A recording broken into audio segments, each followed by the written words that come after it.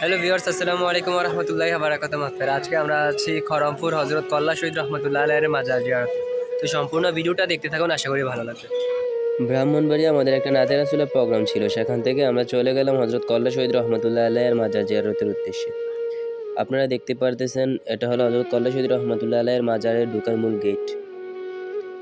আমরা মাজারে যাওয়ার পর আমরা সর্বপ্রথম সবাই অজু করে নিলাম, কারণ আমরা অজু করে সর্বপ্রথম মাজার জিয়ারত করব, তাই প্রত্যেকে যার যার মতো করে অজু করে নিলাম।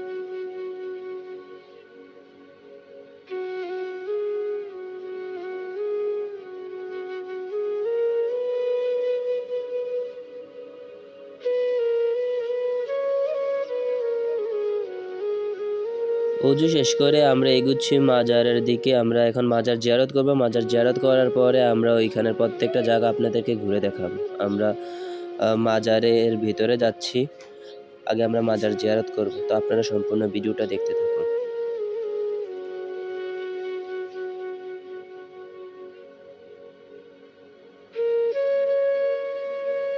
ভিডিওর মাধ্যমে মাজারের ভেতর দেখানো উচিত না, তারপরে আমরা বাহির থেকে চেষ্টা করেছি কিছুটা অংশ দেখানোর জন্য। আপনারা দেখতে পারতেছেন মাজারটা ভিতরে অনেক সুন্দর, তো ভিতরে কোনো মানুষ ঢুকতে পারে না।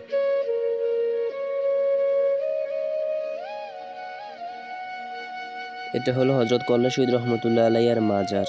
বাহির থেকে ভিডিওটা নিলাম। এটা হলো হযরত কল্লা শহীদ রহমতুল্লাহ আলাইহির মাজার।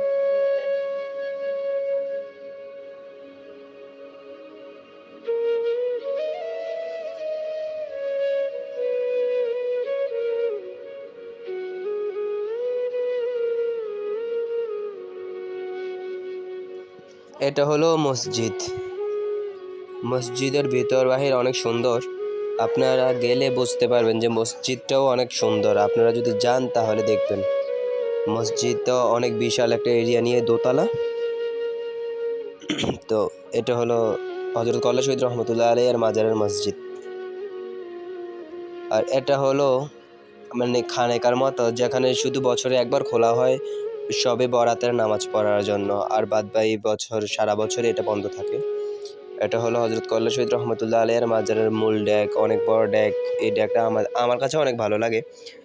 তো যারা যায় আমি তাদেরকে বলবো, এই ডেকে অনেক সময় টাকা পয়সা ফেলে মানুষ, আপনারাও ফেলবেন, ভালো লাগে।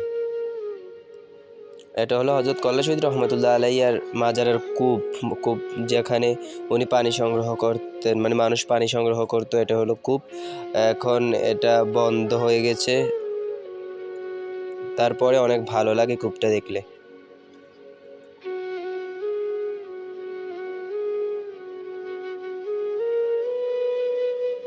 আমরা প্রত্যেকেই কূপ দেখার জন্য কূপের উপরে উঠে পড়লাম।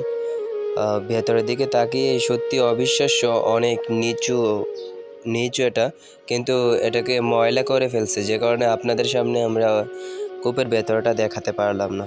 দুঃখিত তার জন্য।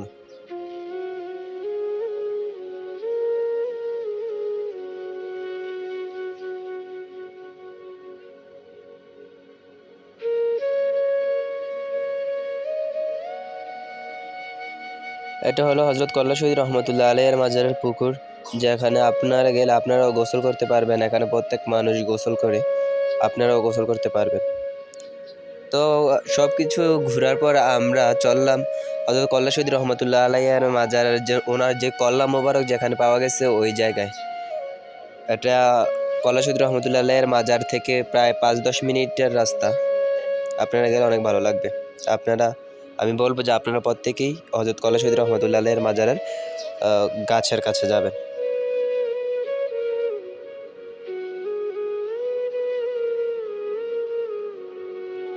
প্রচুর গরম পড়তেছে, তাই এই পথ থেকেই আমরা এই গাছের নিচে এসে বসলাম কিছুক্ষণ বিশ্রাম নেওয়ার জন্য। আসসালামু আলাইকুম, হ্যালো ভিউয়ার্স। আমরা আজ আছি কাল্লা শাহ রহমতুল্লাহ আলাইহির মাজার জিয়ারত করতে এসেছি, যেখান থেকে কাল্লা শাহর কাল্লা মোবারক পাওয়া গিয়েছিল। সেই জায়গাটি হলো এই জায়গাটি। আমরা এখন এই জায়গায় অবস্থান করছি। এটা হলো হযরত কল্লা শহীদ রহমাতুল্লাহ আলাইহির কল্লা মোবারক, যেখানে পাওয়া গেছে ঠিক ওই জায়গায় একটা গাছ লাগানো হয়েছে, যেটা পুরা বিলের মধ্যে মাত্রই একটা গাছই দেখা যায়। অনেক সুন্দর আর বিশাল একটা জায়গা নিয়ে গাছটা। তো আপনারা যদি ওইখানে যান তাহলে অনেক ভালো লাগবে। দেখেন চারদিকে কোনো গাছগাছালি নেই, পুরা বিলের মধ্যে শুধুই একটাই গাছ আছে।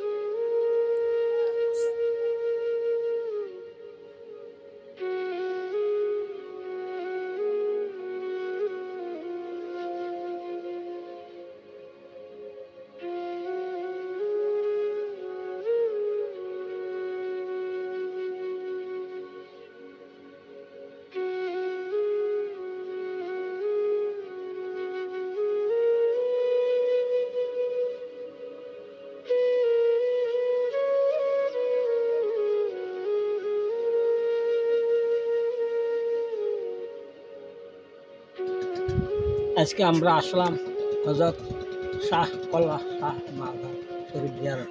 আম- আমরা অনেকক্ষণ ওই গাছের নিচে অবস্থান করার পর আমরা এখন আবার চললাম হযরত কল্লা শহীদ রহমতুল্লাহ আলাইহির মাজারের দিকে।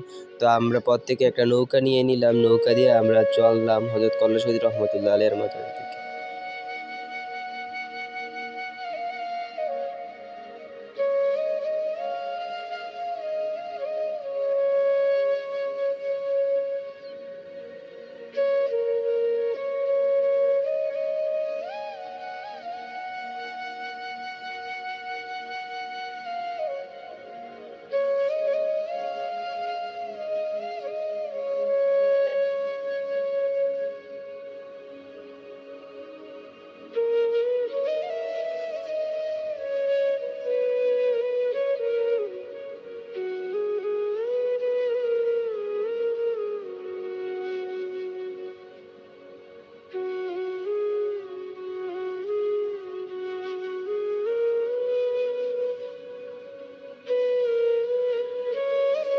এটা হলো হযরত কল্লা শহীদ রহমতুল্লাহ আলাইহির মার্কেট।